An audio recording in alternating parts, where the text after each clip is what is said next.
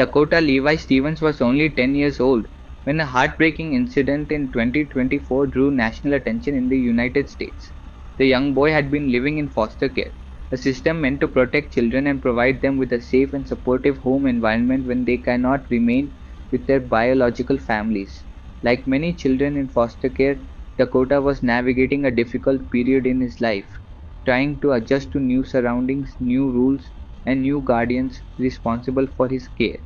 Sadly, what should have been a place of safety would become the center of a tragic case that shocked many people and raised serious concerns about child protection and supervision within the foster system.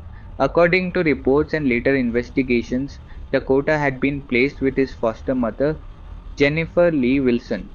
On the day of the incident, a situation reportedly escalated inside the home.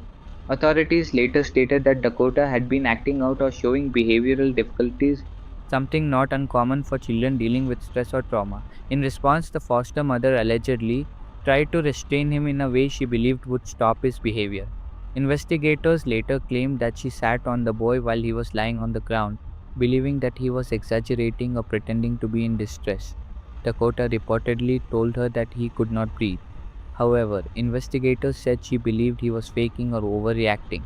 According to court documents and reports released later, she allegedly remained on top of him for several minutes. During that time, the pressure from her body weight, reported to be around 340 pounds, made it extremely difficult for the young boy to breathe properly. What may have started as an attempt to control a situation quickly turned into a life threatening emergency. At some point, it became clear that Dakota was no longer responding. Emergency services were contacted, and first responders rushed to the scene. They attempted to help the boy and transported him to a nearby hospital. Despite the efforts of medical professionals, Dakota sadly did not survive.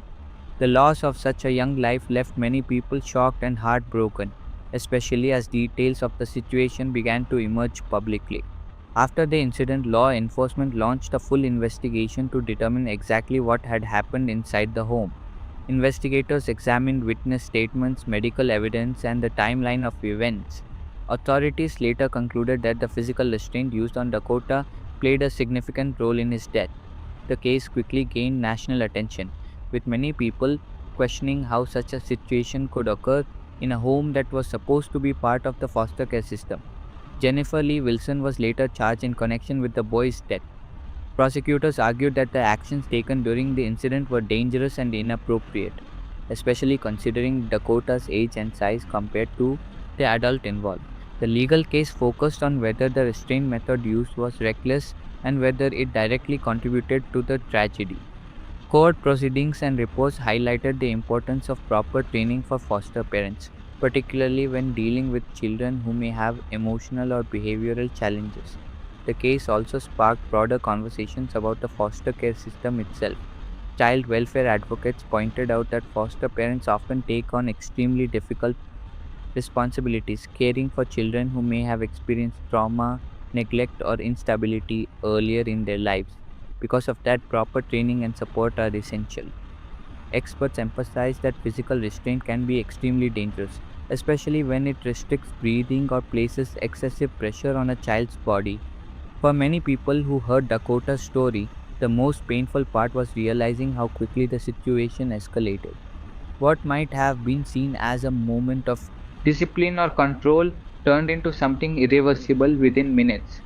Tragedies like this highlight why child safety guidelines strongly discourage dangerous restraint techniques and stress the need for calm, non physical ways of managing difficult situations with children.